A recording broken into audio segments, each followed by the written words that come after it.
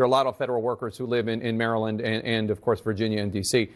Senator, it's obviously not just federal workers. I want to play this moment from Secretary of Defense Pete Hegseth directing civilian Pentagon employees to justify their jobs. I am now directing each member of the department's civilian workforce, just civilian, to provide those 5 bullets on what they accomplished in their specific jobs last week, to reply to that email and CC their immediate supervisors. Do you have any idea how many Marylanders have been fired, and how is the overall economy of Maryland being impacted by this? Well, first of all, let me say that we have about 160,000 Marylanders who are part of the federal workforce, the civilians who make sure that our water is clean, the ones at NIH and other places that are leading scientific research. And let me just say this, I don't trust Elon Musk and I don't trust DOGE. I don't trust anything that they're saying about the efficiencies that they hope to achieve. We just now heard that they are asking these employees to tell them what they have done. They're not concerned about efficiency. Any person who said, quit your job, let us pay you for 8 months to do nothing, that's not a person who's interested in efficiency. What they're really interested in is making sure that they clear enough dollars to be able to extend the tax cuts for these billionaires. This is the billionaires run amok. You know, Elon Musk is getting what he paid for. He paid $220 million to the Trump campaign. And so I can't believe anything they're saying. All of this, I think, is built on a total lie. He gave one number that said he had achieved efficiencies of about $16 billion and said, oops, I'm sorry, I made a mistake. Maybe it's $9 billion. The public cannot trust anything coming out of DOGE, and I most especially do not trust Elon Musk. Your governor, Wes Moore, just announced new resources for federal workers who have been fired because of these cuts. He's including telling them to come work for the state of Maryland. Are you part of this effort to find other ways to keep these residents employed and keep them from having to leave Maryland to find a new job? Well, we're part of one big team. I'll, of course, be working with Governor Moore and others to make sure we're doing everything we can to provide for Marylanders.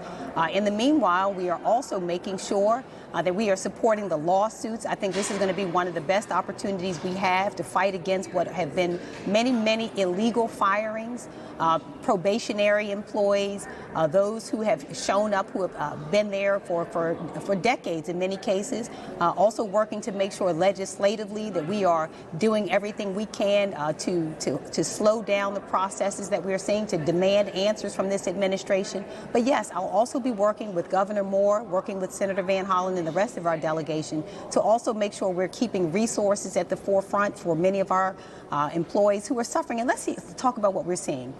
It is not only that we're seeing the firings, but we're seeing also that groceries have not gone down. The price of groceries have not gone down. Inflation is rising.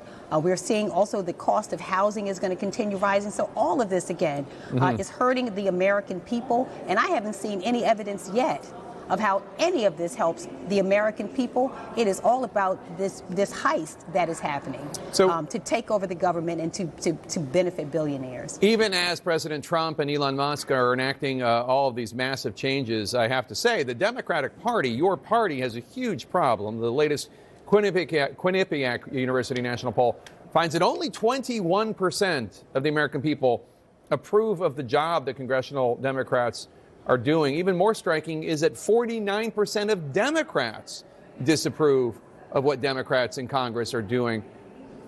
How is your party getting this wrong? Well, let me just say this. I will push back on what you just said for this reason. The fact of the matter is there is broad dissatisfaction and unhappiness and distress, and I understand all of it. And I agree that all of us have more work to do, but be clear. The people who are in control right now are the Republicans. They have control of the Senate, they have control of the House, and they have the White House.